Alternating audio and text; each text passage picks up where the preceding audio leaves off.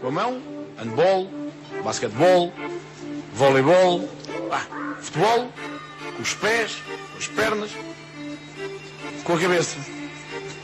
Vamos, Deco vai fazer o golo, atira, golo! Isto é o Sport do Benfica, não é o PAOK de Salónica. Riquelme, solo por él en este gol. Señoras y señores, Riquelme a los 20. Só sou na PlayStation. Na PlayStation eu consigo resolver isto.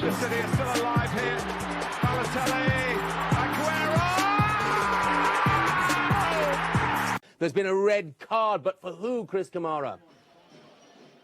I don't know, Jeff, has it?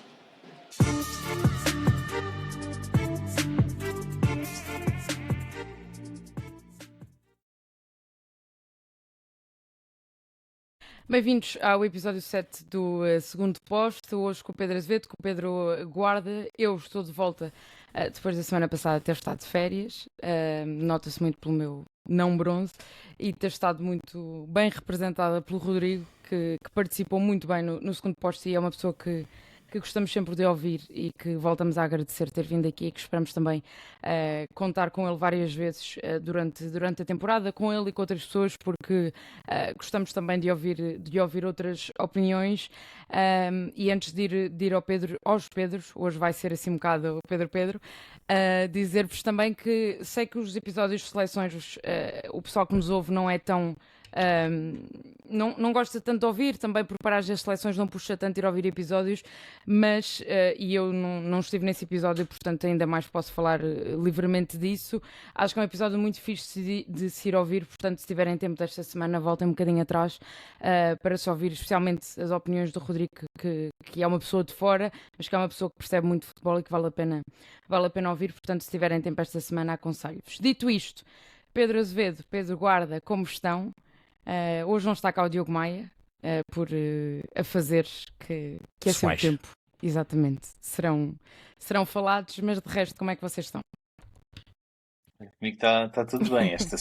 Esta semana vai ser problemática aqui no podcast. Já está. Eu disse depois do jogo do Benfica que podia haver aqui takes perigosos. Vamos ver se a conversa vai para aí, mas também já vai iremos. O resto está tudo bem, olha, só falta uma coisa, não disseste onde é que foste de férias, o pessoal gosta de saber. É verdade. Isto é um podcast de... Nós gostamos. Não, eu estive no sul de Espanha. Estive no sul de Espanha, não fui muito longe. Chegaste a ir ao restaurante que eu te recomendei? Não cheguei. É assim, para, estás a ver, eu mandei recomendação. Vamos lá nós jantar os três sem o Diogo. Pensava que era o jantar dele, que ainda está por pagar, mas ele vai fazer questão de ir aos comentários dizer isso. Portanto, certamente. Vai atualizar a situação. Certeza. Pedro Azevedo, tu também estás Olha, tudo bem? eu adorei fazer este fim de semana o jogo que fiz, comentei com vocês ontem. Eu gosto muito da Liga. Vila Real Atlético, não foi? Vila Real Atlético Madrid, Vila Real neste caso. O Atlético Madrid entrou na época finalmente. 3 jogos penosos, os primeiros 3 jogos na La Liga, e este fim de semana a coisa correu melhor, jogaram bem, efetivamente. Mas gostei muito de fazer 65 mil pessoas no Metropolitano, no Estádio do Atlético, casa cheia, um ambientaço, um grande jogo de futebol. A La Liga, a produção em si da La Liga, as transmissões são muito boas. É muito fixe fazer a La Liga. O comentador era muito bom, sim. Começamos então pelos destaques internacionais. Não, estou a brincar. Vamos começar o episódio então, naturalmente, pelo Benfica, por ser aquele que é o resultado diferente daquilo que era os dos três grandes nesta jornada. Numa jornada que digamos que não foi fácil para nenhum dos grandes, os jogos foram complicados para todos. O Porto e o Sporting também venceram pela margem mínima, mas com a competência de conseguir os 3 pontos. O Benfica esteve até ao fim a vencer também pela margem mínima e depois acaba por sofrer um golo mesmo ao cair do pano. Queria-vos começar por perguntar uma resposta que Bruno Lage não deu, e estava esperançosa que os meus colegas conseguissem responder esta pergunta, que é: o que é que aconteceu para o Benfica empatar aquele jogo? Pedro Guarda, não sei se queres começar, sei que tens sempre coisas para dizer nestas alturas. O que aconteceu, e acho que o Bruno Lage... Não sei se vais assumir as responsabilidades, não sei se... Eu não vou assumir as responsabilidades, até porque não tenho o diretor de comunicação do Benfica a dar um pontapés nas pernas para dizer o que eles querem dizer. Mas também fica patente que aqui qualquer resposta que eu vá dar não vai ser pior que a resposta do Bruno Lage. Portanto, eu estou à vontade com isso. Eu acho que o Lage demonstra o quão à toa está, quão fraquinho é ele não saber dar uma resposta tão simples. E o Benfica não ganha o jogo porque meteu-se a jeito, não só neste jogo contra o Santa Clara, como desde o início do campeonato que se tem posto a jeito. Eu compreendo a desculpa do cansaço, compreendo que os jogadores vêm de seleções agora, que não houve pré-época, que a questão do Mundial de Clubes também são tudo desculpas de mau pagador quando as coisas não correm bem. E o Benfica já vinha dando mostras que as coisas efetivamente não estão, por um motivo ou outro, a casar muito bem. O Vasco tem que assumir erros. Meter o Sudakov encostado à esquerda para meter o Leandro Barreiro no meio é de loucos, não se percebe. Chora por um criativo para encostar o criativo à esquerda. Diz que o Prestiani entrou para jogar entre vinhas, o Prestiani ficou calado à direita e pouco saiu de lá. Portanto, é tudo aqui um bocadinho uma maluquice. Faltou o maior criativo ao Benfica neste jogo. O problema é que o maior criativo do Benfica é o Dedić. Tem sido o Dedić a desencantar muitas jogadas individuais, a marcar muitos golos. Marcou um, mas a contribuir para muitos golos do Benfica e a desbloquear muitas vezes as defesas contrárias quando não é suposto ser o lateral direito o principal construtor de jogo do Benfica. Isso mostra muita coisa também. Portanto, acho que o Benfica, isto é um filme repetido. A culpa não é só do Lage, a culpa vem de cima do Lage. Acho que o Benfica precisa de uma reestruturação profunda. Vai ter hipótese de fazer isso aos sócios do Benfica, se assim quiserem. Podem meter o dedo nisso nas eleições do próximo mês. Não sei se algum dia vamos falar disso muito aprofundadamente. Quanto a mim, acho que não vale a pena. Se não falamos dos outros, acho que também não devíamos falar do Benfica. Mas aqui é um problema gritante do Benfica, que é... Este filme já saiu o ano passado. O ano passado não é o ano passado, foi há 3, 4 meses contra o Euro em casa. Já se viu na final da Taça de Portugal contra o Sporting, onde, apesar de tudo e apesar do Sporting ser uma equipa de outro nível, não houve estofo para manter a vantagem. E viu-se agora contra o Santa Clara. E é nestes jogos que o Benfica perde campeonatos, não é? Jogar contra o Porto e contra o Sporting também é, mas é nestes jogos principalmente. E só para ajustar isto para o Azevedo, houve umas palavras muito interessantes do treinador do Famalicão, que também já andou no Benfica, o Oliveira, que é: as equipas grandes têm a obrigação de ganhar os jogos todos, fora os jogos entre elas. Portanto, é perfeitamente normal o Sporting ganhar a Abuso, o Benfica ir ganhar ao Dragão, o Sporting ir ganhar ao Dragão, o Porto já foi ganhar ao Alvalade, isso tudo pode acontecer. Agora o Benfica, o Porto, o Sporting, nos outros jogos não podem deixar pontos, principalmente em casa. E foi o que aconteceu. O Sporting ganhou, com dificuldades, como dissemos. O Porto, apesar do resultado, a meu ver, ser curto, porque podia perfeitamente ter feito mais golos, mas ainda terminou a vir por um momento ou outro, que a segunda parte do Nacional esteve bem. Já vai iremos. Acaba por cumprir também. O Benfica espalhou-se num jogo que não se podia espalhar. E é nestes jogos que se perde campeonatos.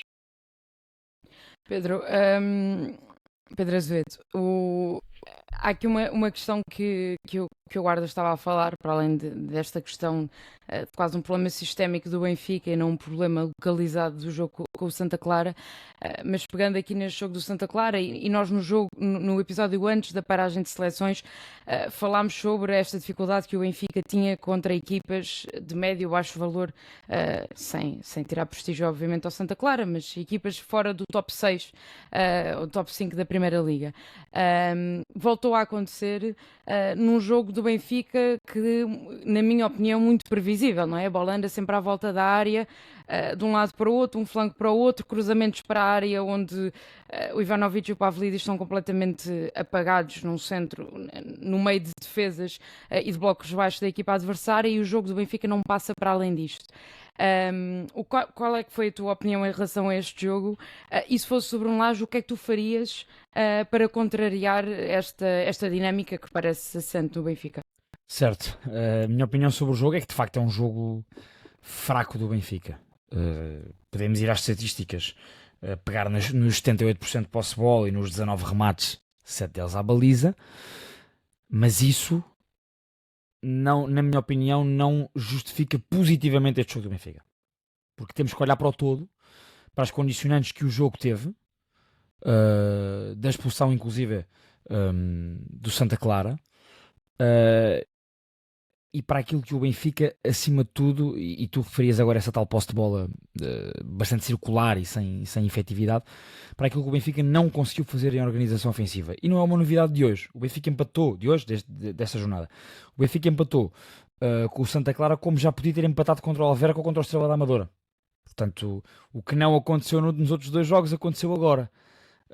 O Benfica de Bruno Lage, em geral as equipas de Lage, mas aqui cingindo-nos ao Benfica, o Benfica de Bruno Lage é uma equipa que tem grandes dificuldades em conseguir abrir blocos baixos. Blocos bem organizados e num bloco médio-baixo ou até mesmo num bloco acerrimamente baixo. O grande problema é que para ser campeão nacional em Portugal é preciso, precisamente em organização ofensiva, conseguir na maioria dos jogos suprir esses mesmos blocos baixos.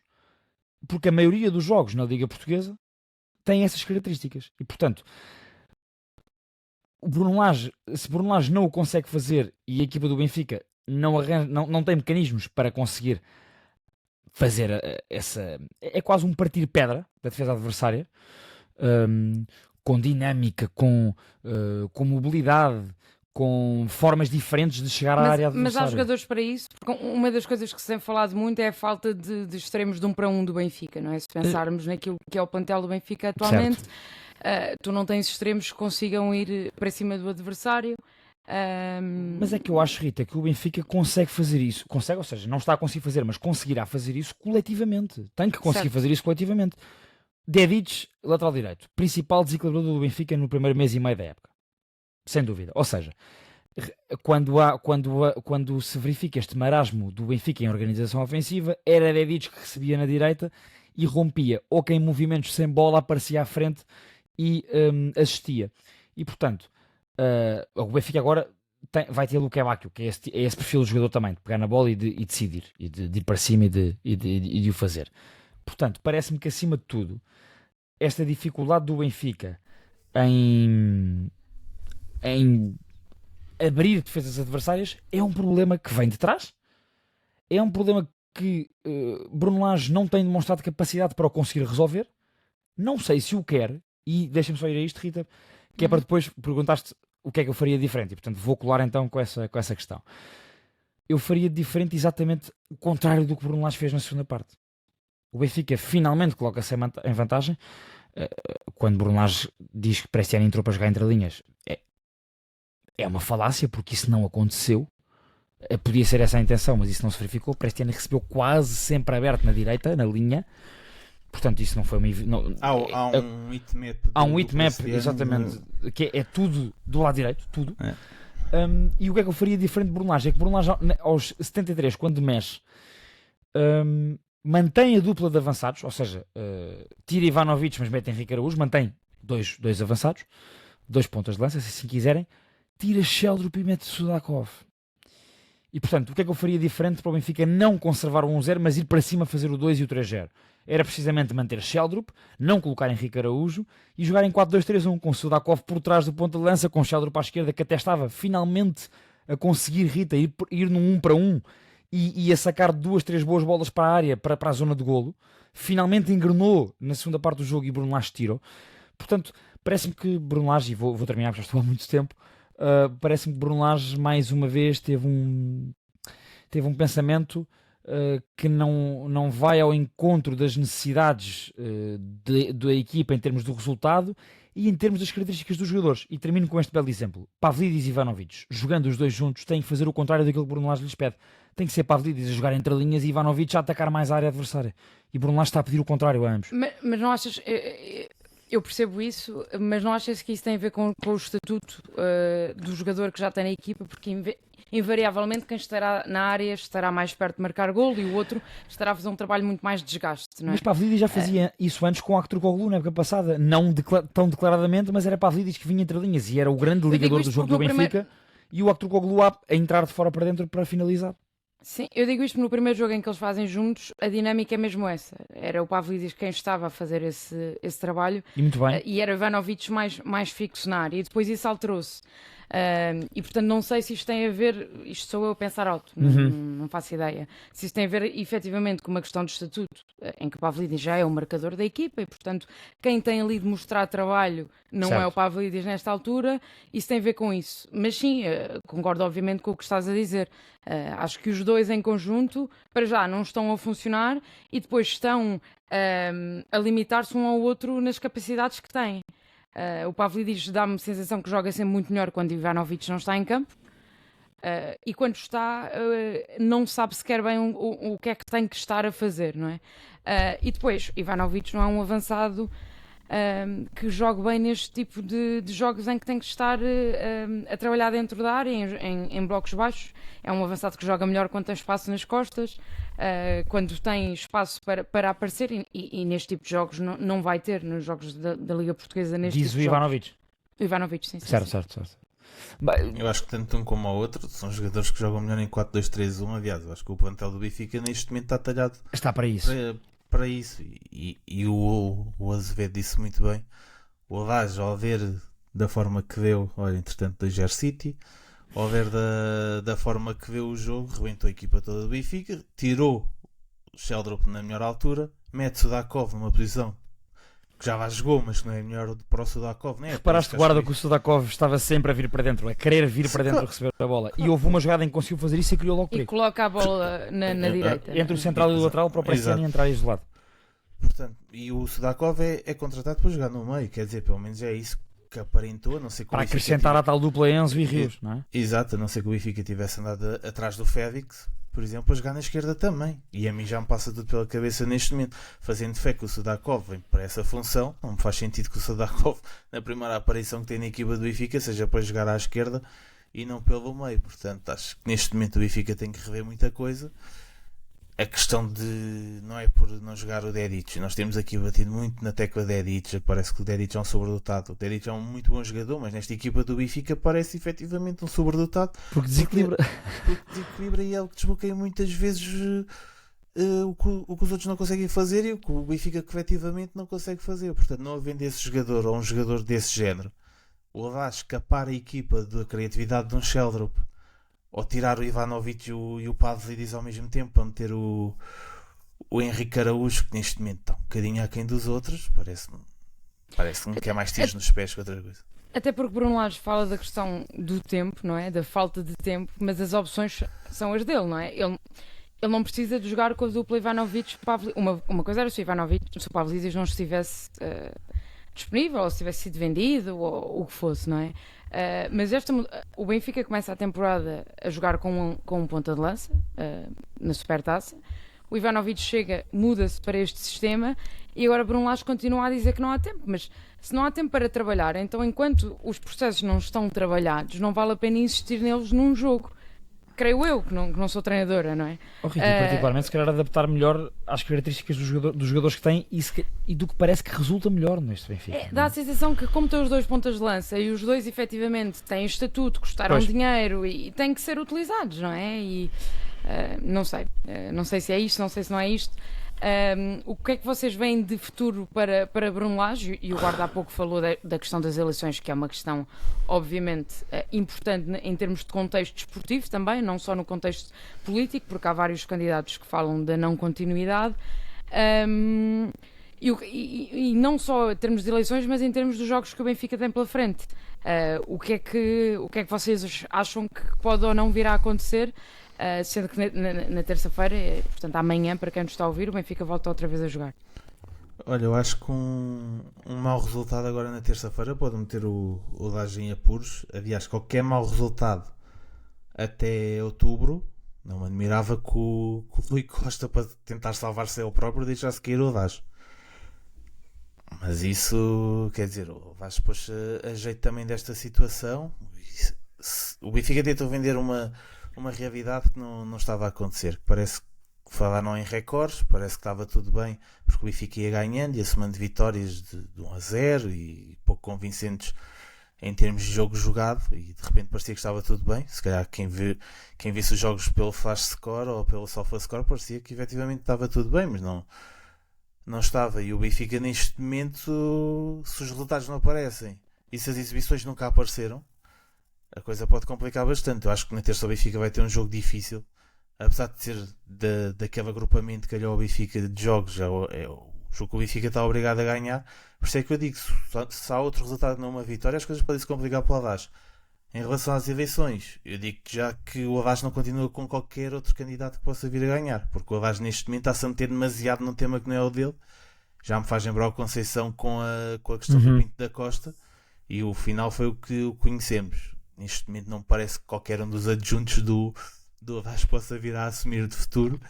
Não seria a primeira vez. Mas parece-me óbvio que vai acabar por cair o Avage, seja por o Rui Costa eventualmente perder as eleições, e o Rui Costa precisa muito ganhar jogos e estar a fazer uma boa época até outubro para continuar como presidente, porque há muitas pessoas que estão a mudar o seu sentido de voto do vieirismo / costismo para outra coisa, porque já se percebeu que e principalmente porque o Sporting está a ganhar. Mas pronto, eu não me quero alongar por aí. Parece-me que o Avage está claramente em xeque, seja por más resultados, seja por eleições, por o Rui Costa se querer salvar. Vamos ver, o Benfica tem que jogar muito mais, do que joga. Pedro, em relação a Bruno Lage, o que é que tu efetivamente já me disseste o que é que farias diferente, não é? Mas há aqui um conservadorismo que foi criticado e que eu ouvi alguns adeptos criticar, nomeadamente a utilização de Tomás Araújo na lateral direita, por exemplo, a não aposta, neste caso em Leandro Santos, a utilização até do Otamendi quando tens dois centrais que são válidos, mais do que eficazes, não é? Não tens um terceiro central suplente, tens 3 centrais titulares, e portanto se justificaria ou não a utilização do Otamendi, tendo em conta todo o contexto de seleções. Achas que esta gestão está toda lá já é demasiado conservador naquilo que são as suas ideias de base de 11?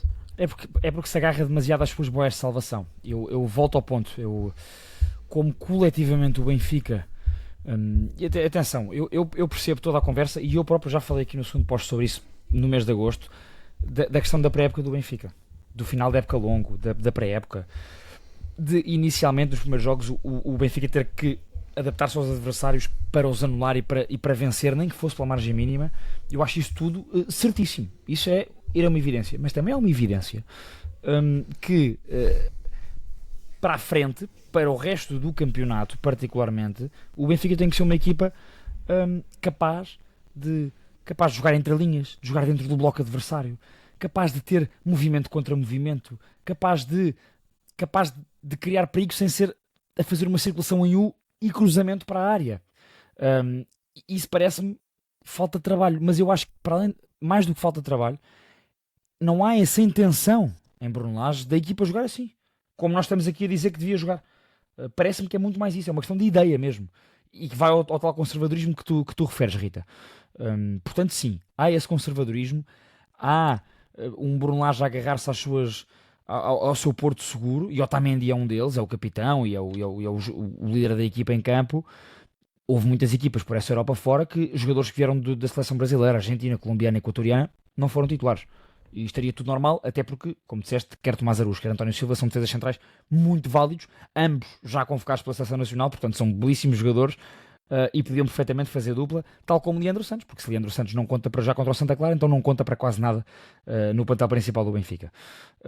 Eu até acho que se o Luque Bacchio tivesse recuperado, tinha jogado Orsnes atrás e Luque Bacchio à frente, à direita. E Bruno Lage ia aproveitar, sendo conservador, para colocar já Luque Bacchio e não tirar Orsnes. Achas que o Luque Bacchio tem e uma pergunta que estendo aos dois, entra diretamente no 11 titular do Benfica, e sim, como? Tendo em conta o marasmo ofensivo do Benfica, na tal organização ofensiva, acho que sim, porque o Benfica precisa de desequilibradores, e o Luque Bacchio é um desequilibrador. Estamos a falar do segundo jogador com mais dribles efetuados conseguidos na La Liga da época passada, e de um jogador que tem remate fácil, tem pé esquerdo, pé direito, que aparece bem na área a finalizar. Ou seja, é um jogador que Bruno Lage precisa claramente dessas referências individuais, ou seja, jogadores que assumam, à falta de coletivo, que assumam o jogo. O Luque Bacchio é esse jogador, portanto vai ter que jogar quer à esquerda, quer à direita. Eu acho que é mais fácil tirar Scheller, portanto Luque Bacchio à esquerda, provavelmente. Era isso que eu ia dizer, vai tirar o Scheller e vai tirar provavelmente não. Vai tirar de certeza um dos avançados, e acho que será o Ivanovic, para colocar o Sudakov atrás do ponto de avanço, e vai ficar por aí. O Benfica não vai mexer muito, não vai haver milagres com a entrada do Luque Bacchio, porque não parece que seja pelo Scheller, porque o Benfica tem vindo a perder jogos. O Benfica perde jogos porque efetivamente é 0.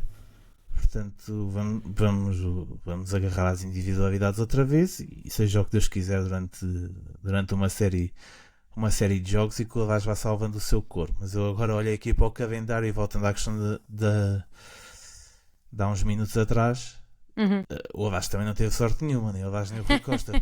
Porque há aqui 30 de setembro, Chelsea fora, 5 de outubro, Porto fora, 21 de outubro, no último jogo antes das eleições, Newcastle fora. Portanto, isto aqui pode dizer perfeitamente 3 derrotas e é a morte do artista. Vamos ver. Como as coisas estão hoje, é difícil conjecturar outro cenário que não este, mas... Daí eu achar, guarda-Rita, volta à questão que um jogador como Luke Bacchio, Sudakov mais no sentido coletivo, mas os jogadores desses vão ser necessários para lá para resolver, através do individual, questões que o Benfica não tem coletivamente bem assimiladas. Desculpa, não é bem assimiladas, é que não tem intenção de jogar assim coletivamente. Apesar de lá ainda agora ter dito que Luke Bacchio era o extremo direito que estava a ser falado, mas que estava a ser procurado desde o Mundial de Clubes, não é? Portanto, pode sempre passar o Washington para a esquerda. Mas o Washington Sudakov também era o criativo que iria para e acabou Exato. por jogar na ala esquerda, portanto isto é um pouco e isto o guarda tem razão, o homem sempre mais fácil de cair é sempre o Sheldon e portanto não deverá, e é a questão Washington que é difícil imaginar uma equipa do Benfica sem Washington a titular e portanto há esse condicionamento. Vamos ver daqui para a frente. Não sei se queres meter já o mito ao facto, guarda, se queres meter a seguir ao Sporting. Posso meter agora para passares para o Sporting. Agora é assim, o mito ao facto desta semana não é meu. É do nosso Diogo. O nosso Diogo é do Maia. Está sempre. Que ele disse, já querer intervir. Ao facto. E eu, pronto, este não dá descanso a ninguém. Portanto, depois ainda fazer um bocadinho com ele. E temos aqui. Está pronto, vou avançar. Rui Borges é o dia 2 mais treinador que Bruno Lage. Mito ao facto. Isto já sabia que vinha esta porque eu já sabia que vinha esta porque o Maia ontem disse isso. Quem não ouve todos os episódios ou não ouvia sabe que o Maia é dos maiores haters, ou melhor, não sabe, que é dos maiores haters do Rui Borges, e mandar esta aqui tem muita piada. Mas do Bruno Lage também, portanto. Como é que é a frase? Diz lá outra vez. Exato. Rui Borges é, ao dia de hoje, mais treinador que o Bruno Lage. Mito ao facto. Olha, posso começar já. Para mim é facto. Rui Borges neste momento é mais treinador que Bruno Lage, porque as exibições do Sporting assim o ditam. O Rui Borges é treinador campeão nacional, fez uma boa campanha ano passado, não teve derrotas pelo Sporting, teve empates que ditaram derrotas, nomeadamente na Taça da Liga, mas não teve derrotas enquanto treinador do Sporting em termos nacionais. Acabou por ser campeão. Este ano tem dado boa conta de si, apesar da derrota em casa com o Porto. Teve imitações claras. E por acaso esqueci de dizer há bocado uma coisa, é que este é o teto do Lage, acho que já foi ultrapassado até, mas o teto do Lage é o Benfica e o campeonato português, não é? Portanto, ninguém imagina o Lage numa equipa como o Real Madrid amanhã. Se calhar imaginamos o Farioli, mas também não imaginamos olha um gato, também não imaginamos o Rui Borges num cenário desses. Portanto, acho que nisso estão muito igualados, mas ao dia de hoje é facto para mim que o Rui Borges é mais treinador que o Bruno Lage, porque o Rui Borges com o plantel do Benfica faria um melhor trabalho do que o Lage está a fazer. O Benfica jogaria outro futebol. Eu vou para facto também, não achando, e toda a gente sabe as opiniões que nós temos vindo a fazer sobre Rui Borges, não achando que o Rui Borges é um treinador de um nível muito alto. Bruno Lage também se tem mostrado um treinador de um nível um pouco ainda mais baixo que esse. Acho que Rui Borges, neste caso, com aquilo que... Este cá tem que parar de esfregar-se no computador. Rui Borges tem, com aquilo que tem conseguido fazer com o plantel do Sporting, há um mérito que dou, que é a imposição do seu sistema para esta temporada. Mal ou bem, as coisas têm corrido bem, e a utilização dos jogadores certos para as posições certas e a leitura daquilo que a equipa do Sporting, onde é que pode valorizar os seus jogadores, basicamente. E nisso Rui Borges tem feito. Já falámos de vários jogadores na temporada passada que eu acho que cresceram muito com Rui Borges, seja o Debaste, seja o Maxi Araújo, o próprio Fresneda. João Simões. O João Simões foram apostas do Rui Borges a temporada passada. Este ano há entradas de novos jogadores que estão a ter com melhor ou pior nível exibicional, mas com eficácia. Falo do Ricardo Mangas, por exemplo, do Kokoroshvili, noutro aspecto. Portanto, o Rui Borges tem conseguido manter aquilo que é a base do Sporting e aqui e ali elevando algumas exibições comparando não com o Ruben Amorim, mas com João Pereira, se quisermos. Bruno Lage tem um problema, que é com o plantel que tem, com o investimento que tem, com a qualidade que tem no plantel, pedia-se muito mais ao Benfica. E é um treinador que tem-se mostrado muito conservador, é um treinador que se tem mostrado apto para determinado tipo de jogos em que a exigência é grande e que o Benfica não tem que assumir favoritismo e, portanto, parece um treinador de uma equipa pequena e, por isso, não poderá ser treinador de uma equipa dos três grandes. Volto a dizer, não acho o Rui Borges o melhor treinador de sempre no Sporting, mas acho que o Bruno Lage tem mostrado um nível muito abaixo desse.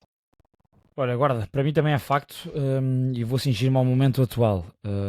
O Rui Borges, para já, é um treinador campeão nacional, mal ou bem, foi campeão nacional, e na minha opinião, bem, porque teve muitas dificuldades, até por lesões, e conseguiu dar a volta por cima a esse aspecto, não jogando um futebol atrativo, mas não interessa, mas ganhou os jogos que tinha que ganhar, e foi campeão nacional.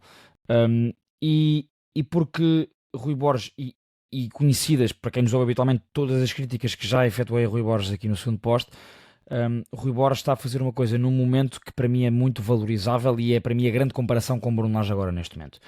A equipa do Benfica de Bruno Lage não está preparada precisamente para jogar contra estes blocos baixos, que são a maioria dos jogos no campeonato, e Rui Borges, perdendo Gyökeres, está a saber potenciar Pote e Trincão, que são os seus melhores jogadores, para o Sporting conseguir furar os blocos adversários e ser uma equipa mais perigosa, com um futebol mais atrativo, com mais mobilidade, a conseguir criar mais perigo. E portanto, parece-me que o Rui Borges está a saber adaptar-se àquilo que tem e a tentar, nessa adaptação, colocar este Sporting a ser uma equipa dominadora, e Bruno Lage não está a conseguir fazer isso no Benfica ou não quer fazer isso. E isso é a minha grande questão. Portanto, tendo em conta aquilo que é um treinador de equipa grande e aquilo que eu estou a ver da adaptação do Rui Borges neste momento e do que ele está a tentar imprimir neste Sporting, sem Gyökeres, eu vou ter que dizer facto, porque o Rui Borges neste momento está acima de Bruno Lage. Factos para todos. O Maia também diria que era um facto. Isto é uma coisa. Ele não me disse, era o que eu ia dizer. Neste momento está. Não te deu a resposta. 3-0 pode... Mas ele não me deu a resposta. Portanto, ele depois vai aos comentários e já agora o resto. Mas eu acho que ontem li uma frase dele a dizer que o Rui Borges é mais treinador que o Bruno Lage. Então pronto, tenho ideia disso. Mas ele depois que diga de sua justiça. Mas ele depois que venha nos comentários dizer. Posto isto, vamos ao Sporting. O Sporting venceu por 2-1. Em Famalicão, um jogo que não se esperava nada fácil, e assim se confirmou. Um bom jogo de futebol, em que o Sporting, apesar das dificuldades que enfrentou precisamente pelo nível alto que o Famalicão também demonstra e não por incapacidade do Sporting, isto já é a minha opinião, conseguiu vencer e conseguiu uma exibição convincente num território complicado. Pedro Azevedo, há pouco comecei pelo Guarda, agora vou por ti. O que é que achaste deste Sporting, que já contou com Kenda no 11 inicial? Como eu pedia. Como tu pedias, exatamente. Com o João Virgínia. Infelizmente não temos aqui o Maia hoje, que eu queria muito ouvir o Maia sobre o João Virgínia. Mas um Sporting até algo desfalcado pelas lesões, mas que Rui Borges acaba por apostar em Giovanni Kenda, em Vaianides, e também, forçosamente, João Virgínia na baliza, e também Kokorashvili no meio campo, porque o Morita também não recuperou. Ainda assim, um Sporting igual a si mesmo, não foi por aqui que o Sporting perdeu a qualidade que tem vindo a demonstrar. Não, olha, e o que me parece é que, com maior ou menor dificuldade, este Sporting, em comparação com o Benfica que falávamos antes, é uma equipa mais competitiva, que consegue encarar melhor os desafios que os jogos lhes colocam e ultrapassar as dificuldades. O Sporting até vai a um terreno muito difícil, com lesões, um Famalicão que está em grande forma, que tem um grande início de campeonato e mesmo com grandes dificuldades consegue vencer o jogo, e isso é importante, e consegue vencer o jogo de forma merecida, atenção, tal como era merecido se o jogo acabasse empatado, parece-me, não era escândalo nenhum, mas o Sporting, na minha opinião, é uma equipa que está mais preparada para este tipo de jogos. O jogo de ontem parece-me que dificilmente o Benfica ganharia, ou seja, pela forma como o jogo decorreu, isto comparando com quem falávamos anteriormente, o Sporting está preparado para isso. Gostei da intenção do Rui Borges com Vaianides e Kenda, de facto não resultou muito bem aquele corredor direito do Sporting. Eu acho que pode resultar, porque pareceu-me que o Vaianides e o Kenda ofensivamente queriam pisar muito os mesmos terrenos, e tem que haver aí uma dinâmica mais bem trabalhada. Foi a primeira vez que jogaram os dois juntos e no 11 titular, portanto parece-me que também há espaço para crescimento, porque ambos os jogadores são bons. Vainidis é um bom jogador, Kenda é um super talento. Ainda ontem falava-se de 2 falhanços escandalosos do Kenda. Há um que é na cara do guarda-redes, mas o outro vai ao poste e ele até tira bem a bola do guarda-redes. Mas esse remate é uma boa defesa do E guarda-redes o do outro é ao Famalicão poste e ele também, desvia não é? bem, quer dizer, parece-me que o Lazar Karevich, eu vou dizer assim o nome, não sei se é Sarevich ou é Karevich, mas o Karevich primeiro faz uma grande defesa e na segunda o Kenda desvia bem a bola dele e a bola vai ao poste. Mas isto para dizer, eu pedi de facto esta ala direita, não correu assim tão bem, não me parece que tenha funcionado muito bem ofensivamente pelo que eu disse, porque Vainidis e Kenda tiveram a tentação de pisar os mesmos terrenos, mas acho que bem trabalhado pode resultar. E acima de tudo, gostei mais uma vez de Pote. É quase cansativo, eu quase todas as semanas refiro aqui o Pedro Gonçalves, é um jogador absolutamente decisivo. Na minha opinião é o jogador mais do campeonato, e disse isto no início da época, vai ser o jogador mais do campeonato, particularmente se o Sporting for campeão nacional, porque de facto ele tem este quê a mais que os outros, que é nos momentos decisivos ele define bem. Acima de tudo, pareceu-me um Sporting compacto, um Sporting que foi percebendo ao longo do jogo também os momentos do jogo. Quando o jogo começou a ficar mais durinho, o Sporting também subiu a agressividade, não se deixou ficar. E pronto, um Sporting, lá está, não vistoso, mas absolutamente competente num terreno difícil, com os condicionantes que tínhamos falado da questão das lesões, e que com o Pote e com a minha aposta da época, Luís Soares a marcar, venceu um jogo difícil e que pode ser muito importante das contas para o título. Nesse aspecto marcaram todos, portanto também não... Verdade. Sim, não venhas para aqui também agora já Mas o Soares marcou. Pedro Guarda, o Sporting acaba por, como o Pedro estava a dizer, consegue fazer um jogo bastante convincente e eficaz acima de tudo, frente a um Famalicão que é de luxo, tem que se dizer. O meio campo do Famalicão, com o Gustavo Sá e o Matias de Amorim, 2 jogadores da seleção sub-21 portuguesa, e logo por aí também mostra muito o nível da nossa seleção sub-21 atual, que é muito bom. Mas este meio campo do Famalicão eleva o Famalicão a outros níveis, e depois sempre com um sorriso muito perigoso. O próprio Gil Dias, não tendo sido extraordinário, mas é um jogador que encaixa muito bem nesta dinâmica do Hugo Oliveira. O que é que tu achaste deste Sporting, e quem é que tu achas? Havia algumas críticas à exibição do Mangas. Sei que é um jogador que tu também tens sempre muita atenção sobre, e já nos avisaste sobre no início da temporada, mas o que é que tu achaste da exibição do Sporting? A exibição do Sporting, o Sporting ganhou o jogo porque coletivamente a equipa sabe o que é que tem que fazer, e é aquilo que o Benfica, por exemplo, não sabe e que o Porto também sabe muito bem. O Sporting parece que os jogadores, tal como o Azevedo falou, o Rui Borges soube potenciar o melhor do Pote e o melhor do Trincão. Ai, o City, meu Deus. O melhor do Pote e o melhor do Trincão para suplantar essa ausência do Gyökeres. E o Soares entra muito bem nesta equipa, encaixou muito bem, porque parece-me que neste momento todos os jogadores, e o Sporting já teve exibições menos conseguidas também, mas todos os jogadores sabem, apesar de tudo, o que é que têm que fazer em campo e que espaços é que têm que pisar. Tal como eu também gostei muito de ver a dupla do Vainidis com o Kenda. O Vainidis, que eu também vim bater a semana passada, há 2 semanas, fez uma exibição que já é mais condizente com aquilo que o Sporting aposta nele. Em relação ao Mangas, o Mangas é isto. A posição onde eu gostei mais de ver o Mangas já pisou muitos terrenos ao longo da carreira dele. Ele vai para o Bordeaux jogar a central, num esquema 3. Num esquema 3. No esquema 3 vai jogar a central. E eu nessa altura gostava do Mangas. O Mangas aparece no Aves a jogar a lateral esquerda, e eu nessa altura gostava do Mangas. Mas é para esse nível no Aves. O Mangas faz uma boa época no Vitória a jogar a extremo esquerdo. Mas já são níveis abaixo do Sporting. Estamos aqui a falar sempre em clubes que são níveis abaixo do Sporting. Eu acho que o Mangas no Spartak não acompanhei, e eu acho que o Sporting vai ganhar muito com a entrada do Maxi Araújo para o lugar do Mangas, porque é um jogador de uma casta diferente. É completamente diferente ter o Maxi Araújo e ter o Mangas. O Mangas vai ser fiável, mas não pode ser um titular do Sporting, e acho que essa é a questão, e foi isso que eu trouxe à discussão quando a época começou e quando o Maxi Araújo se lesionou. Portanto, eu compreendo as críticas ao Mangas. Em relação ao Sporting, o Sporting tem uma coisa muito boa, que é quando tem que cair em cima, cai mesmo em cima. Isso viu-se ontem também. Reage muito bem ao gol, sofrido, reage muito bem, porque tem o Pote, tal como o Azevedo disse, o Pote tem essa coisa que é extraordinária, e é para isso que as pessoas pagam um bilhete, que é para ver golos, e o Pote tem uma facilidade de marcar golos incrível.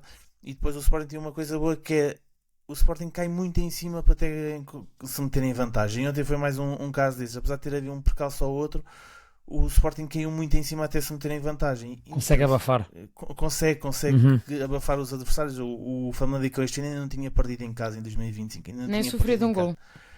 Que é um dado que demonstra bem a dificuldade daquilo que o Sporting enfrentou.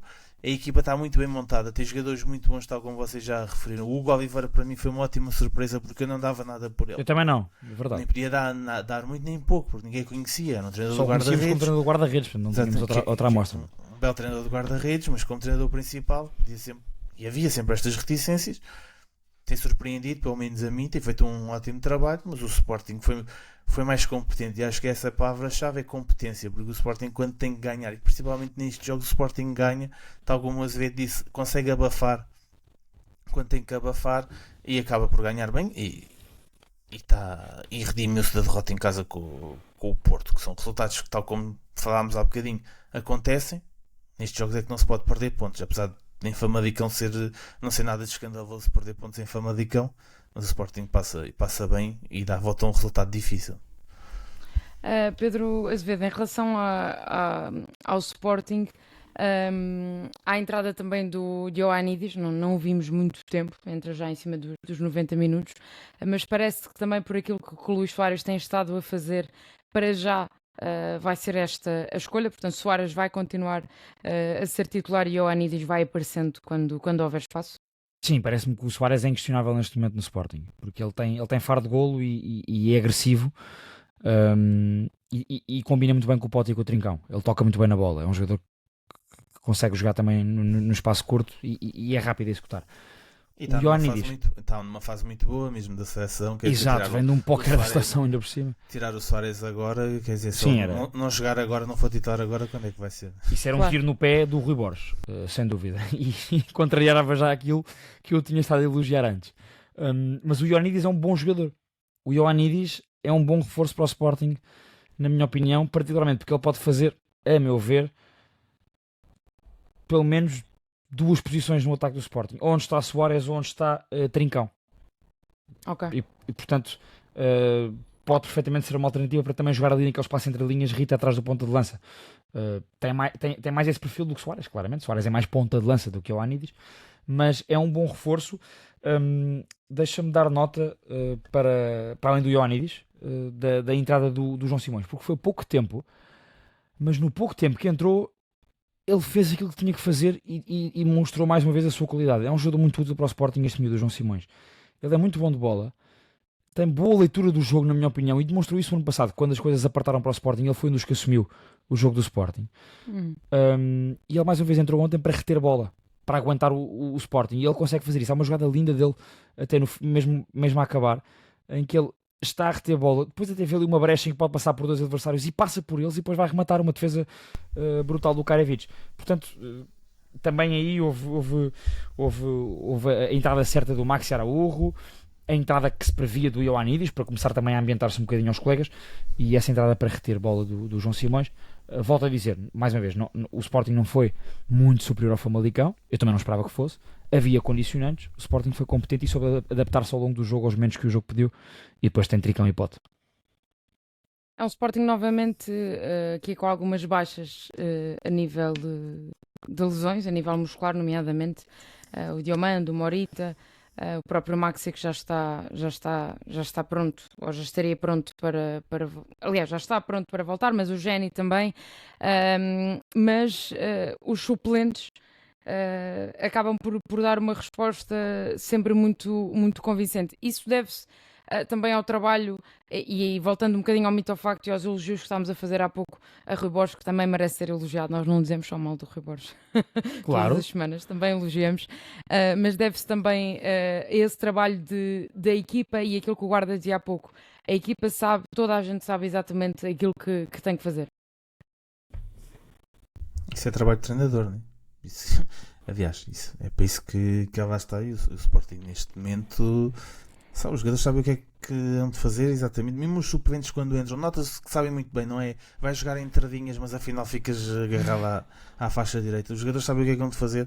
Em relação ao Azevedo, eu também tenho que dar um shout-out ao João Simões. Acho que é um jogador que vai ser muito útil ainda durante esta época ao Sporting. Acho que com a hipotética saída do Morita em janeiro, se o Sporting quiser capitalizar algum dinheiro, porque não me parece que vai renovar, ou no final da época, eu acho que o João Simões está na pole para ser ele o titular, pelo menos.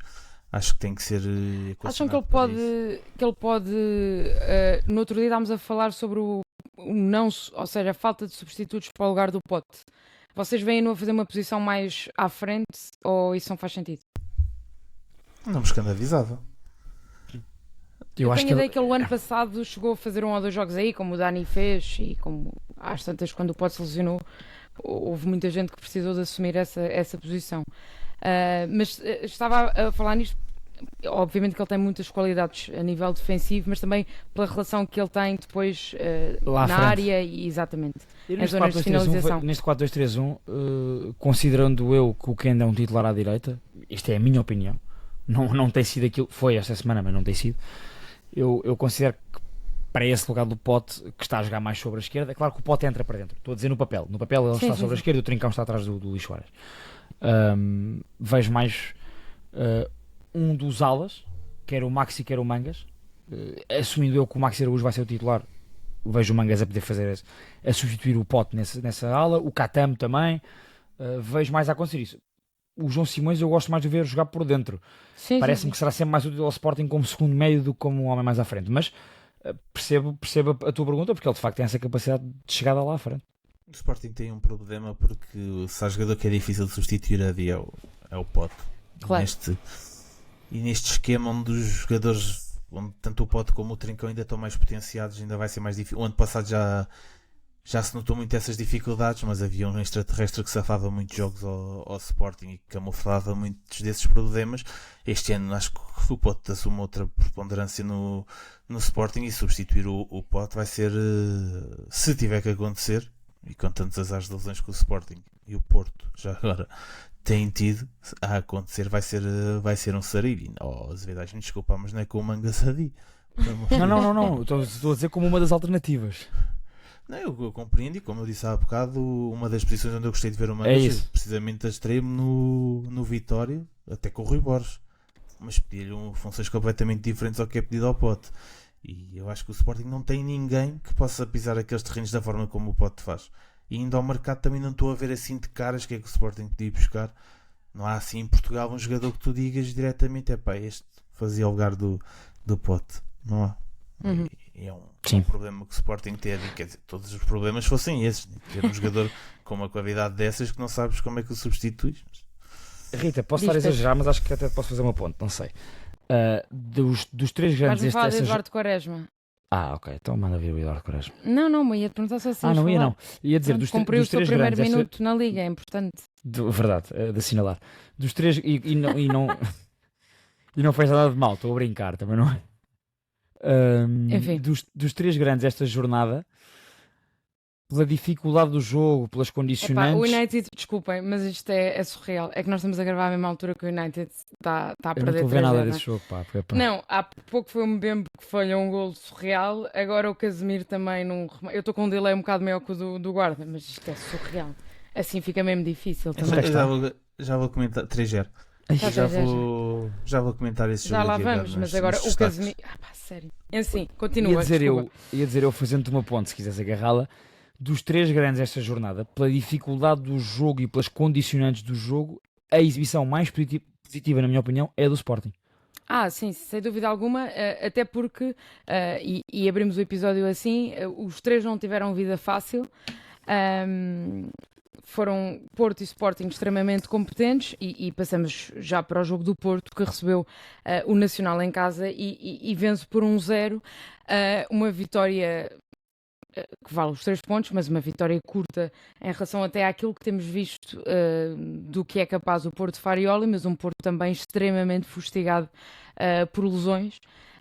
Hoje sabe-se que o Noan Pérez já foi operado de manhã e portanto já vai ser baixo até ao final da temporada, não volta, e para além disso há ainda a lesão do o Eustáquio, não, o Eustáquio também saiu lesionado.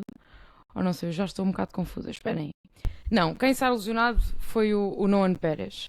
Que tem uma lesão gravíssima, atenção. Exatamente, o Alberto Costa também estava lesionado, o Martim Fernandes também se lesionou. Ruptura total do tendão daqueles, não joga mais esta época. Foi operado já hoje de manhã e portanto já está em recuperação. O PP esteve lesionado, voltou para este jogo. O Gabri Veiga está lesionado, tem estado a dar lugar ao Mora e portanto o Porto está aqui a passar também com várias lesões musculares.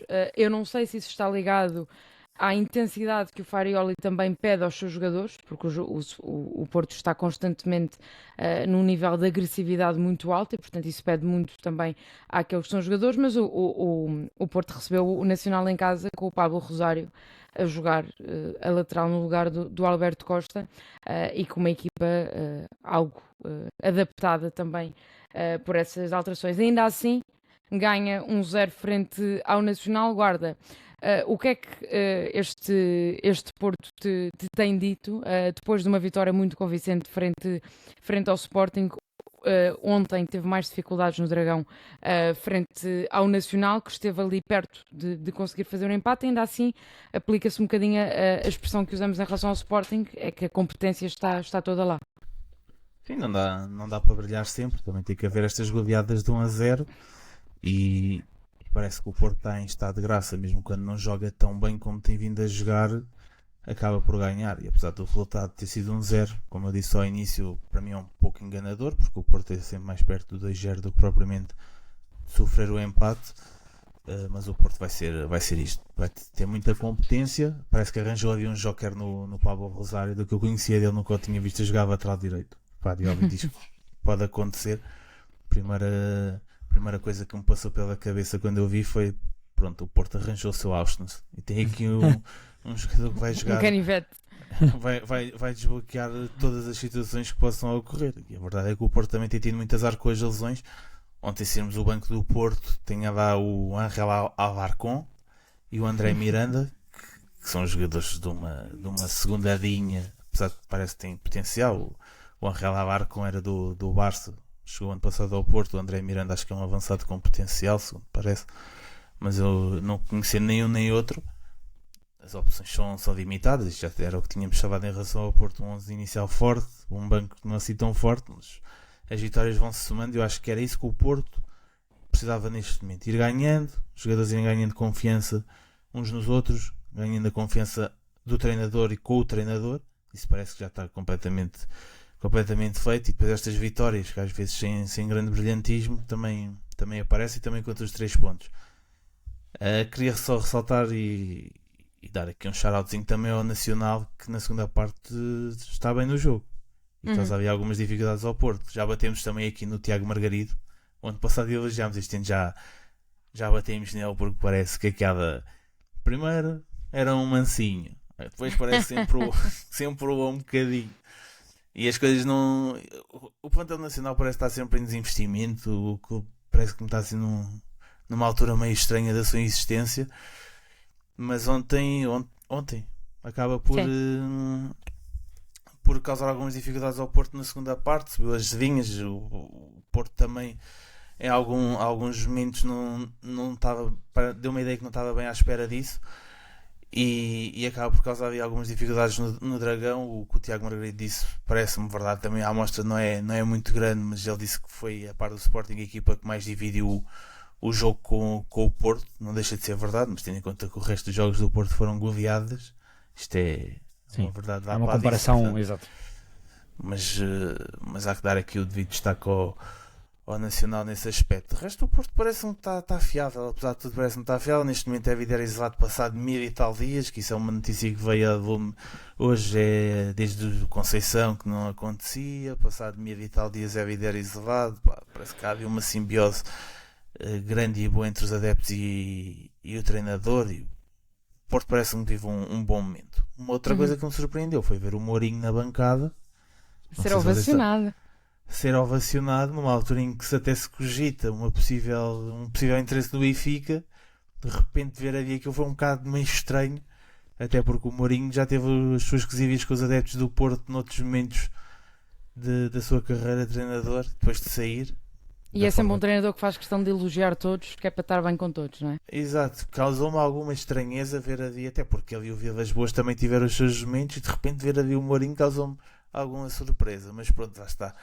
Quando o clube parece que vive um bom momento, também toda a gente se quer clavar um bocadinho esse bom momento, e mais vale aparecer agora do que aparecer numa época como o ano passado, onde também tudo corria mal ao Porto, né? E o Mourinho tem esta... Para já precisa de aparecer nesta altura. Aura! E tem esta, ainda há pouco no jogo que ele vem fazer à luz, ele acaba a conferência de imprensa, mas uma das respostas que dá é a ressalvar a qualidade da Liga Europa pela presença de equipas como o Porto. Portanto, o Mourinho dá sempre, sabe sempre a quem é que tem que agradar. Atenção que o Mourinho é muito aplaudido no Estádio da Luz quando... Sim. Não sei se foi no jogo de Eusébio Cup ou se foi agora para a eliminatória da Champions, para o playoff, ou se foi nas duas vezes. Mas eu acho que só em Alvalade é que ele não tem uma relação tão umbilical, porque obviamente não passou por lá, mas é um treinador que tem esta capacidade de não deixar muitos inimigos, apesar de tudo. Sabe-se vender bem. Exatamente. É um diplomata, o chamado diplomata. Porto nada, Pedro sobre o Porto. Exatamente. A estreia da dupla da defesa, já conseguimos ver o Kivior e o Bednarek. Kivior é um salto qualitativo. No jogo do Clássico nós falámos um bocadinho da defesa, bateram-nos um pouco aliás, a mim mais por eu ter dito que não tinha achado que a exibição do Porto foi extraordinária, mas...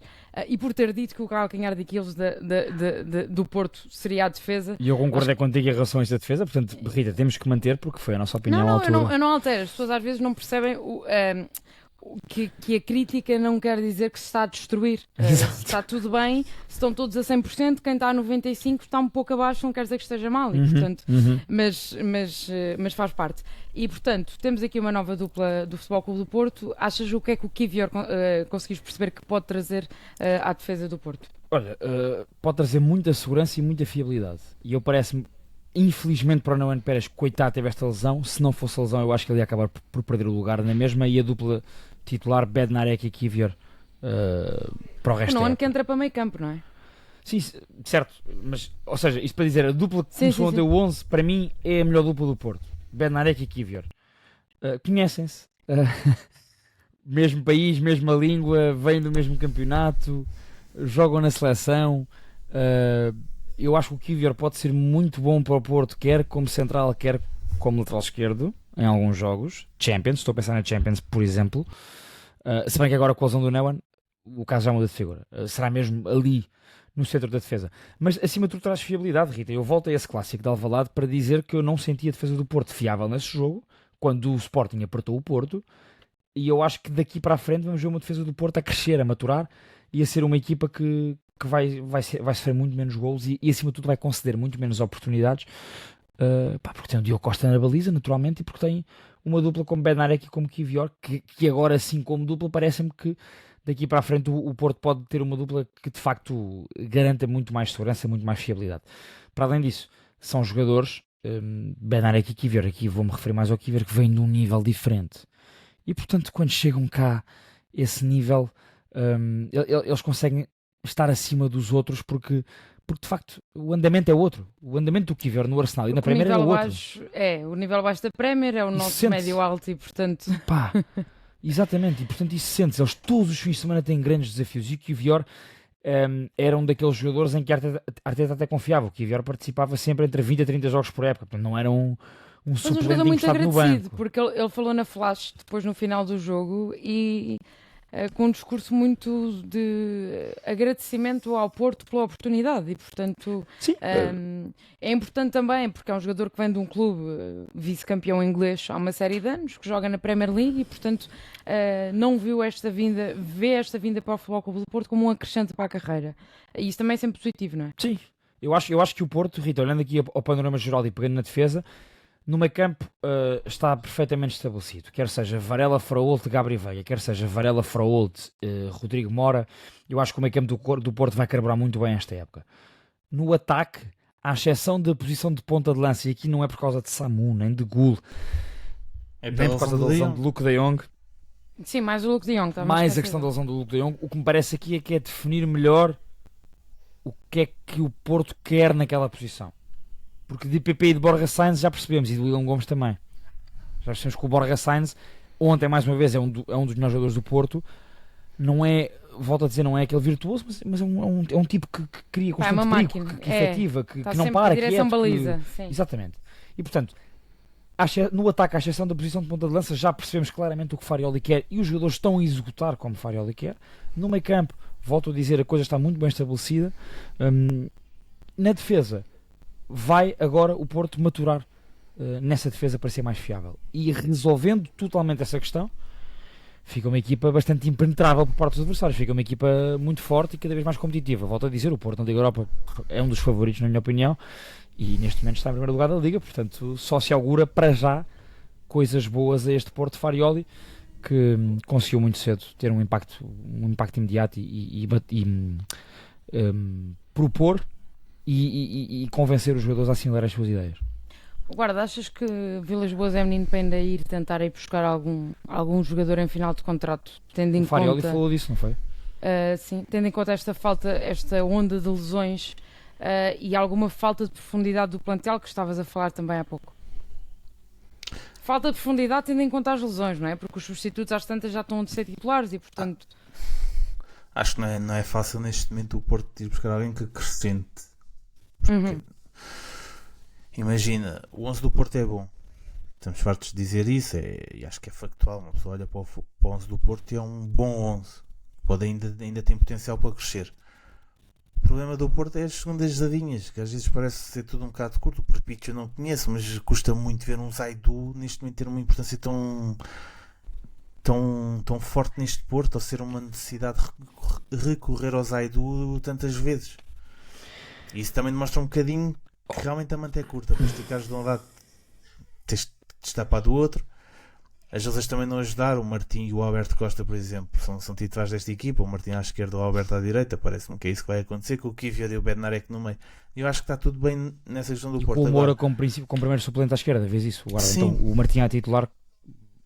No meu Eu gosto mais do Moura, mas percebo também. Mas a posição, apesar de tudo, está garantida e com qualidade. Sim. Certo. Neste momento o Martim não é um sobredotado, como o Maia diz. Tem um teto grande. Tem um teto grande e o Moura também não é um sobredotado, mas é muito fiável e serve perfeitamente para o que o Porto precisa em 90% dos jogos. Agora, acho que o Porto pode ir ao mercado perfeitamente, ver o que é que dá, pode assinar agora, mas não é fácil. Sim, seria sempre uma segunda linha terceira, não é? Sim, imagina, o De Jong foi muito bem sacado, teve agora o azar da lesão, mas foi uma contratação muito esperta do Porto. Já se sabe a gravidade da lesão.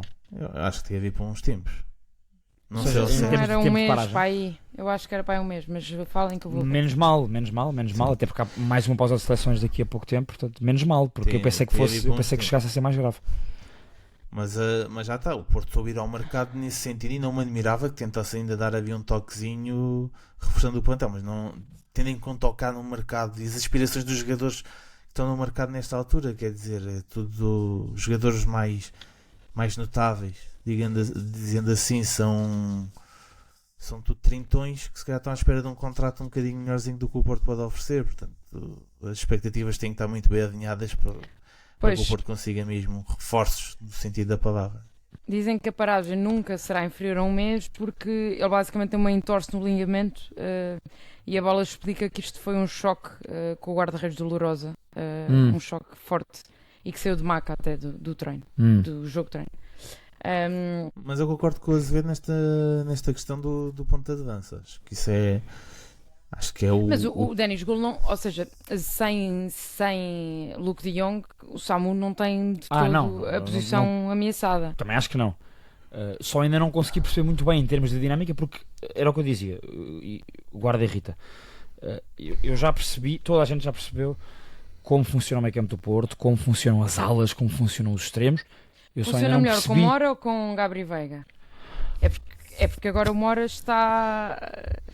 voltou a ser titular porque o Gabri está a vir de lesão, não é? Entrou para a segunda parte. Olha, é uma bela questão para a qual eu não tenho resposta neste ao dia de hoje. Eu também não tenho bem resposta para isso ainda, mas eu acho que o titular é o Gabri Veiga. neste momento é o Gabriel Veiga. Não parece que seja o Rodrigo Moura, até por tudo aquilo que já se disse, que já se falou, que o Farioli já explicou. Eu acho que o Farioli continua a ter outra ideia para aquela posição e acho que o Gabriel Veiga vai preencher melhor o que o Farioli quer. Mas é assim. Já Eu acho dizia que os o Moura outros. pode vir sendo utilizado na Liga Europa, por mais estranho que pareça. Porque eu acho que o calendário do Porto na Liga Europa permite, e o historial de Farioli na Liga Europa, Tu sabes bem disso. e claramente que o foco do Porto vai ser o campeonato, acho que não há dúvidas em relação a isso. Acho que o Moura é capaz de vir a ser utilizado mais nesse contexto europeu. Porto, mais alguma coisa a dizer? Está tudo? Sim, termino só a dizer que falta-nos perceber, passo para ti, guarda, falta-nos perceber então se há que casamento Farioli e Samu poderão ter, porque acho que é fundamental. Eu gosto muito do Samu, tem debilidades, sim senhora, mas vejo em Farioli um treinador para conseguir extrair muito dele e para não o castrar e para o até conseguir educar, ou seja, para certos aspectos vai que ele ter que o precisa. domar, claramente, vai ter que o Vai educar. ter que o domar e vai ter que extrair o melhor que o Samu tem para dar, porque a manta está curta no nível da Naquela avançados. posição. Denis Gu não parece que tenha grande andamento para o Porto. Acho que é um utilitário, mas não pode ser um mal será no dia que o Porto tiver o Denis Gu a ombrear com o Samu. O Samu tem que estar Muito mal, sim. Esta questão do De Jong foi um infortúnio, porque eu vi o De Jong a desbloquear muitos jogos para o Porto, mas se a lesão não for assim tão grave, também vai chegar certamente. Finalizado o capítulo nacional, quer dizer, não é nacional, é dos três grandes. O Braga ainda não jogou à hora que estamos a gravar às 6h30 da tarde de domingo. E portanto temos um Moreirense na segunda posição do campeonato. Pedro, não sei se é o teu destaque nacional, não, quer dizer, tem sido o nosso destaque semana após semana, quase, mas é um bocadinho difícil não falar do Moreirense nesta altura, e não é não de falar, tem que se falar de uma equipa que nesta altura está no terceiro lugar com os mesmos pontos do Sporting, e que tem apenas uma derrota este ano no campeonato frente ao Gil Vicente César Peixoto, e que acaba por fazer mais uma boa exibição frente ao Rio Ave. Sim, sem dúvida, e o Moreirense está a caminho de, no primeiro terço da época, fechar o capítulo de manutenção tranquilamente, portanto, que é o objetivo, naturalmente. Depois vamos ver como é que gera, porque o Moreirense normalmente é daquelas equipas que faz uma boa primeira volta para fechar o capítulo de manutenção, e depois descamba, e depois vende jogadores em janeiro, e depois mas qual é o projeto, mas o projeto mudou também, não é? Certo. Moreirense. E esta equipa técnica, não querendo eu ser biased, parcial aqui, é de facto uma equipa técnica muito competente. E portanto deixa-me também referir que quando tens uma equipa técnica competente, um projeto bem definido com a equipa técnica e qualidade individual, é que o Moreirense consegue ter um meio campo com o Matej Stepanovic a jogar atrás do Alanzinho e do Vasco Sousa. O Vasco Sousa há um ano estava a fazer jogos a titular no Porto, até se lesionar no jogo em Faro. O Vasco Sousa estava muito bem. O Vasco Sousa hoje em dia joga ao pé do Alanzinho, que é o Alanzinho é um dos melhores jogadores tecnicamente extra grandes, e Braga, extra grandes e Braga, parece-me. É um dos bons jogadores do campeonato português. E atrás o tal Sérvio Stepanovic, que o ano passado fez muito jogo pelo Partizan de Belgrado. Não estamos aqui, e é um jovem, não estamos a falar de uma coisa qualquer. Foi buscar o Diogo Travassos, que fez uma grande época no Estrela e que eu acho que mais ano menos ano vai assumir no Sporting. Acho que tem qualidade para isso. E portanto, parece-me que é uma equipa que de facto, 12 pontos em 5 jornadas é um registro impressionante. Eu vejo este Moreirense a andar este ano na luta pelos lugares europeus, sem dúvida. Depois se vai ou não é outra conversa, mas a andar lá sem dúvida, e está a aproveitar muito bem o facto dos seus jogos serem transmitidos. Está a capitalizar muito bem isso. É bom para estes jogadores, para esta equipa técnica, para o clube. Sim, nem tinha pensado nesse fator transmissão televisiva, mas claramente que tendo em conta as exibições... canal aberto, entende-se, desculpem. Todos os jogos da Liga são transmitidos. Sim, transmissão televisiva, também estou igual, mas sim, tenho passado na TVI. Até os jogos passavam no V+, os que eram frente a não grandes e passaram fora do top 5, e dada também as boas audiências, passaram na TVI, o que só comprova que o futebol vende sempre, seja em qual o clube que seja a jogar, mas em Portugal, se vier a dar um jogo de televisão, um jogo de futebol na televisão, as pessoas ficam a ver. Guarda, não sei qual é o teu destaque, se é internacional, se é nacional, se queres falar do descalabro de Ruben Amorim. Não sei se vamos falar muitas vezes de Ruben Amorim como treinador do United daqui para a frente. Essa é outra. Não é nada que eu não tivesse já avisado. Em relação ao destaque nacional, também vou pelo Moreirense, é inegável. O Vasco da Costa está numa shortlist para suceder ao Iraola quando ele sair, até pela ligação com o Moreirense tem com o Bournemouth. Eu acho que o Vasco da Costa neste momento tem que estar numa shortlist não só para o Bournemouth como para outros clubes até em Portugal, porque realmente os trabalhos que ele veio acumulando são sempre muito bons, as equipas jogam sempre muito bem e é um treinador muito jovem. Portanto, quem quiser ir aí ao novo Amorim, já nem há uns anos era o novo Mourinho e depois passou, agora é o novo Amorim, eu acho que tem aqui uma opção muito válida. Realmente a trajetória do Moreirense tem sido muito boa e nota-se bem que não é fruto do acaso, e como o Azevedo disse, a observação dela é muito boa. Arrisca-se a ter a questão da manutenção, que é o objetivo do Moreirense, fechado daqui a, sei lá, 5 jogos, 6, pode estar fechado. Portanto, está tudo a correr muito bem. Em relação ao destaque internacional, estive a ver aqui pelo canto do olho e é assim, 3-0 do City pode parecer uma goleada, pronto, há aqui que considera já o 3-0 uma goleada. O United não jogou mal, eu sempre que vi o United estava em cima. Aliás, o 3-0, vocês depois vão ter a oportunidade de ver, a Rita viu provavelmente. O 3-0 é porque o United está todo em cima do City e há uma perda de bola, um passo que é mal executado e o City faz o contra-ataque, mete a bola logo no Avante, que tem meio campo do United todo para percorrer e marca gol, faz o 3-0. Mas é assim, isto tem sido a história da vida do United do Amorim, até pela teimosia do Amorim, não muda nada, mas o United consegue jogar, mas não marca golos e as coisas não me parece que vão melhorar muito. Eu acho que há um desgaste já e cada dia que passa vai ser um dia onde o Amorim sai desgastar mais no United e não parece que a situação seja reversível. Portanto, acho que o melhor que havia a fazer, e espero que seja antes do Natal para eu ganhar aquele mito ao facto, é que o Amorim se ponha a mexer, ou seja, posto a mexer, porque parece-me que há uma relação que não tem futuro, correu mal, é que aproveitar para crescer, para assumir, para o clube, para o United crescer, pronto. É que o calendário do United é muito difícil daqui para a frente. Não é que o United não seja um clube gigante e que precise de crescer. Vocês percebem o que é que eu quero dizer? Enquanto equipa, nesta nova fase, para o Amorim também crescer, porque é uma experiência claramente falhada e o Amorim tem muita carreira pela frente ainda. Mas isto é um casamento que não resultou. E acho que eu não vi o jogo. O que me está a surpreender, desculpa Pedro, já estou a palavra. O que está a surpreender em relação ao Amorim é a falta de flexibilidade e de agilidade. Plano B, não tem exatamente. Plano B. Mas isto no Sporting já acontecia muito. Pois, só que as coisas no Sporting, para já a margem de erro no Sporting era muito maior, obviamente. A dimensão do United é completamente diferente e as expectativas no Sporting também eram diferentes. E aqui não há um mínimo sinal de que ele está disposto a mudar alguma coisa, porque até quando lhe perguntam sobre a questão da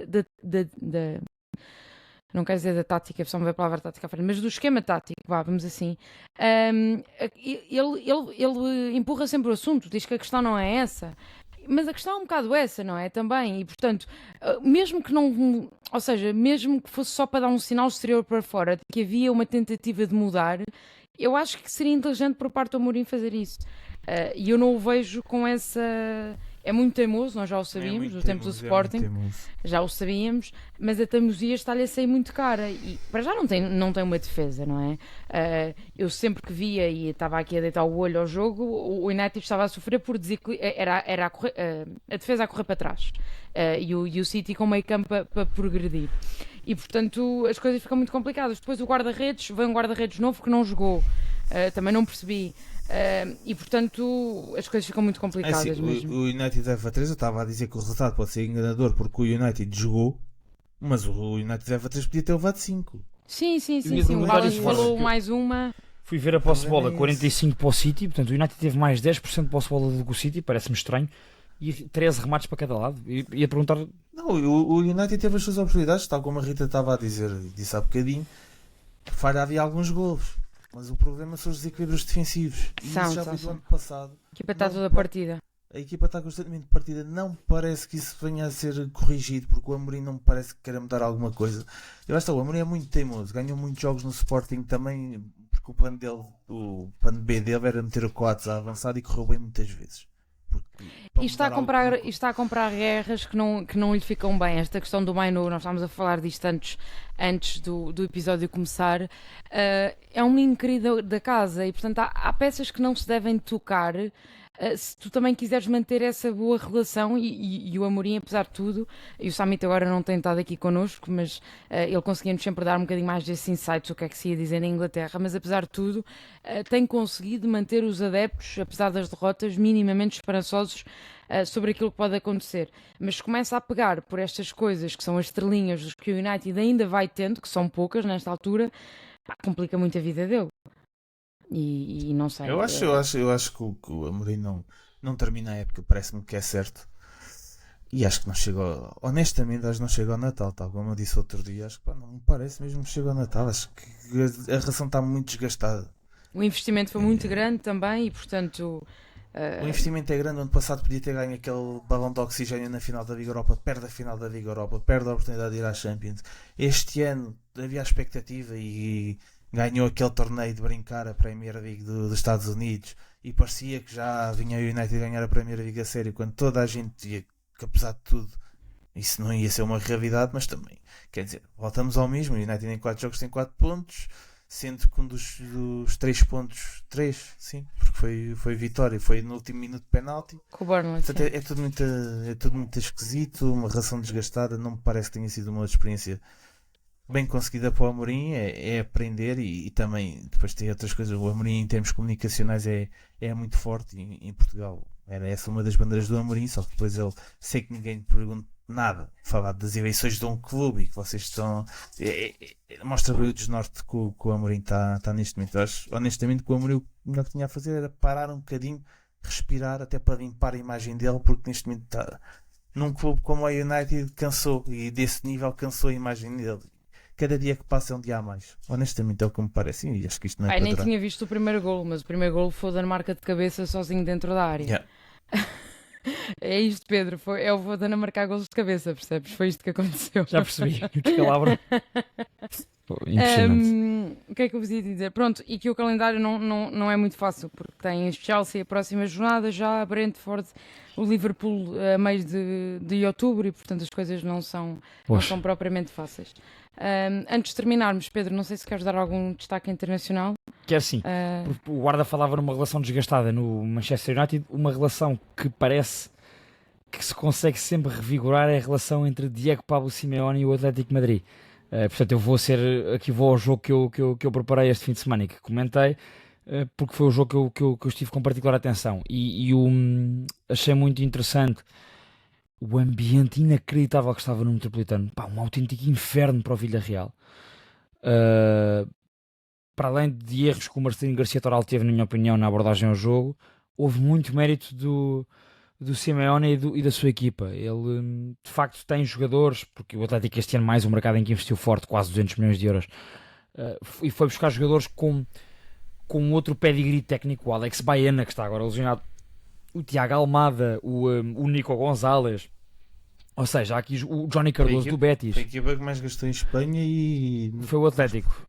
Top 10 da Europa, acho. O resto é tudo Premier League. Certo, o Atlético aproximou-se ali dos 200 milhões, cerca de 180. E foi buscar jogadores guarda-rita com este perfil diferente do habitual de Simeone. Eu sei que isto já aconteceu há 2, 3 épocas e depois acabou por voltar tudo ao mesmo. O jogo de ontem deu-me um sinal que eu não sei se será meramente esporádico, que será para se manter para o resto da época e para o Atlético crescer, e que pode haver uma evolução, que é o Atlético ontem, até se colocar em vantagem, apertou e abafou o Villarreal. O Villarreal nem cheirava a bola. E depois, e sem ser em jogo direto, ou seja, muito toque curto, muito passe, muita tabelinha, muita desmarcação, 2 corredores ao mesmo tempo a carburar, e depois de se manter em vantagem, não tirou o pé, não entregou a bola ao adversário e não recuou. Teve o jogo quase todo a controlar o jogo com bola, inclusive faz o 2-0. E portanto é uma coisa que poucas vezes vemos neste Atlético, particularmente contra um adversário de grande valor como este Villarreal, que também investiu muito forte neste mercado e que estava a fazer um bom início de época na La Liga e que também vai estar na Champions. Portanto, é uma relação que parece-me que o mais já tinha dito aqui no segundo posto do ano passado. O Simeone é como aos gatos, tem 7 vidas. E de facto tem mesmo. A conexão entre ele e a bancada ontem e a equipa fortíssima.